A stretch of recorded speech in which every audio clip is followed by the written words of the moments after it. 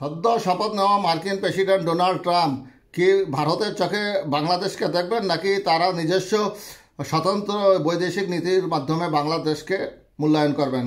গত 6 নভেম্বর মার্কিন যুক্তরাষ্ট্রের প্রেসিডেন্ট নির্বাচনের ফল ঘোষণা হওয়ার পর থেকে বাকি দুনিয়ায় যে দেশটি সবচেয়ে বেশি উল্লাসে ফেটে পড়েছিল তা নিঃসন্দেহে ভারত।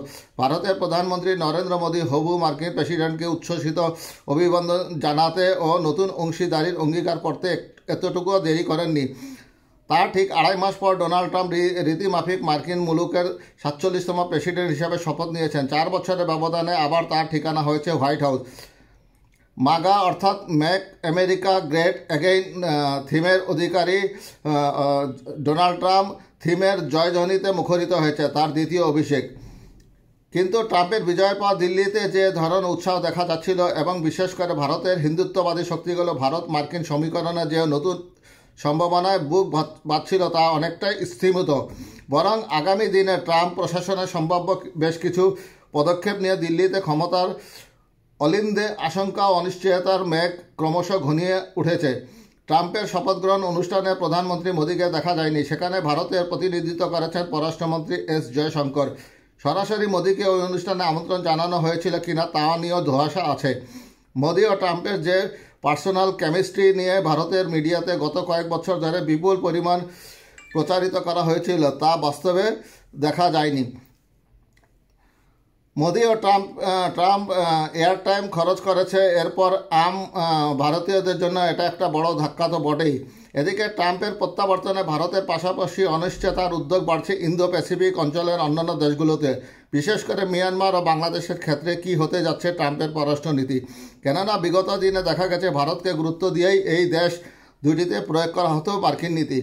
যদিও বাইডেন জমানায় এই নীতির কিছুটা ব্যতিক্রম দেখা গেছে বাংলাদেশের ক্ষেত্রে, যার ফলে নতুন করে আবারও আলোচনায় উঠে আসছে ট্রাম্প জমানায় বাংলাদেশ ইস্যুতে যুক্তরাষ্ট্রের নাক গলানো কমবে নাকি অপরিবর্তনীয় থাকবে। প্রেসিডেন্ট বাইডেনের আমলে যে প্রসঙ্গটি দিল্লি ও ওয়াশিংটনের মধ্যে বারবার প্রকাশ্যে বিরোধের কারণ হয়েছে তা হলো বাংলাদেশ। শেখ হাসিনার আমলকে দিল্লি আগাগোড়া স্থিতিশীল, শান্তিপূর্ণ, প্রগতিশীল বাংলাদেশ বলে বর্ণনা করে এসেছে, যে মূল্যায়নের সঙ্গে আমেরিকা কখনোই একমত ছিলেন না। বাংলাদেশ গণতন্ত্রের অবক্ষয় ও মানবাধিকার লঙ্ঘনের ঘটনাগুলোকেই তারা বেশি গুরুত্ব দিয়ে এসেছে, আর তা নিয়ে ভারতের সঙ্গে বিরোধ সামনেও এসেছে বহুবার। গত আগস্টে ঢাকায় নাটকীয়ভাবে ক্ষমতার পালাবদলের পর সেই বিরোধ তুঙ্গে পৌঁছেছিল যথারীতি।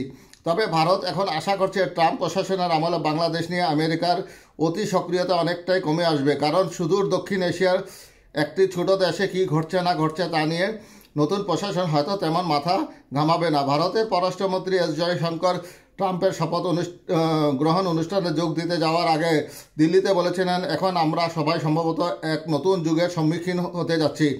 আমেরিকা তার নিজের স্বার্থের দিকে তাকিয়ে বিদেশ নীতি তৈরি করবে। এবার গোটা বিশ্বের ভালো মন্দ নিয়ে অত মাথা ঘামাতে যাবে না।